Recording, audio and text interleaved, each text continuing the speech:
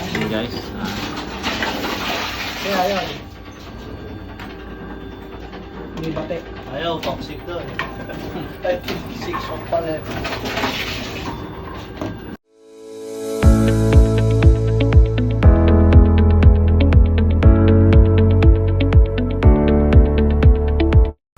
Kung natatandaan nyo, nung nakaraang linggo kami ay nangalakal pero hindi namin nabenta.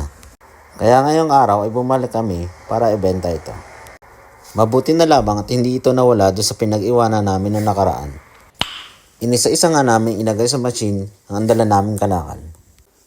Mga lata at plastik nga pala ang nakolekta naming kalakal nung nakaraang linggo. Umabot nga pala sa 2 bag ang aming nakolektang kalakal nung nakaraan. hey guys, Kaya yun. May bate. Ayaw, toxic doon. 56 off pala.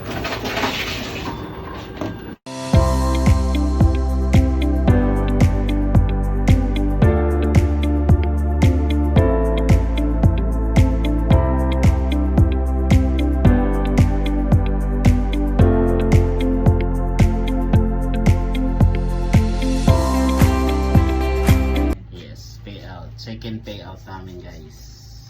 10.6. Ayan guys, payout namin $10, ay 10 euro.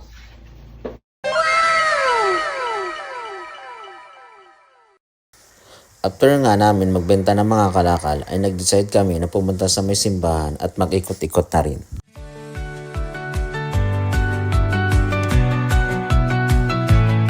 Ay, wag mo naman ako ano ha? bakit ka?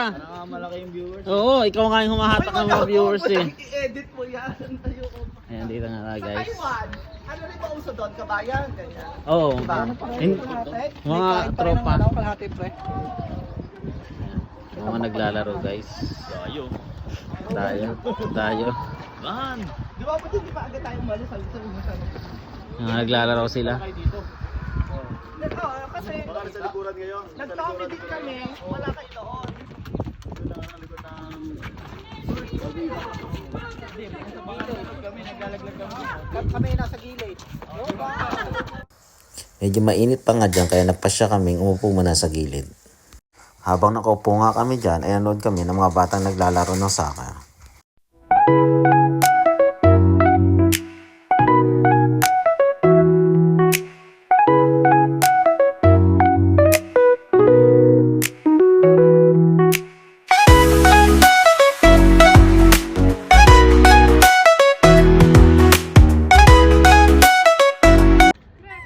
Guys, ito nga pala. Kamukha ni Barbie Fortesa. Ay, hindi pala.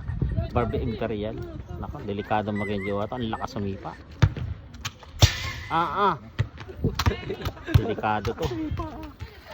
Ang lakas sumipa guys.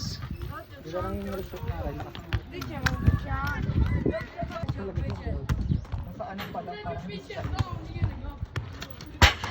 Kumain ng isda na imported.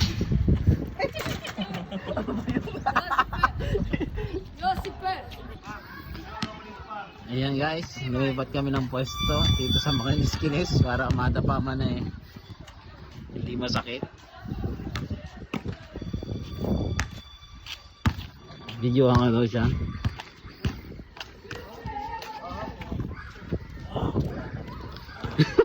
Feel na feel.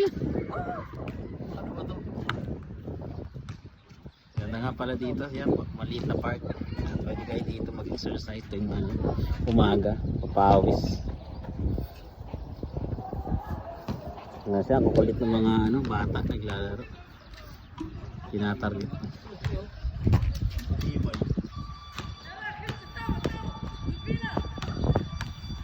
Marami natambay siya dito.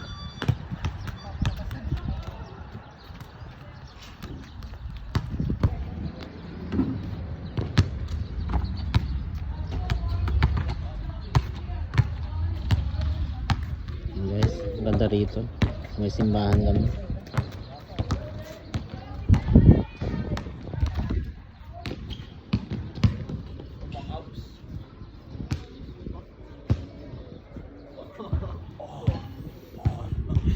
Ang abs daw. Doberdan. After nga namin maglaro ay nag-decide na kaming umuwi para maagap kami makarating sa bahay at makapagpahinga. Dumaan nga pala kami sa store para bumili ng internet card. Kaso ang problema ay walang available na SIM card. Kaya dumiretso na lang kami pa uwi. At habang naglalakad kami ay iniisip namin kung anong bibili namin sa 10 euro na aming kinita buhat sa basura. At bago kami umuwi ay dumaan kami sa Tommy at saktong si Kabayan yung nagkakashare doon. Ito nga pala yung nabili ng 10 euro naming napagbentahan. Tinapay, alak, syempre, hindi mawawala yan. Matik na yan. O ayan na nga, ang paboritong oras, ang kainan time. Kain na tayo guys. At kung nakarating ka hanggang sa dulo ng bidyong ito, maraming salamat.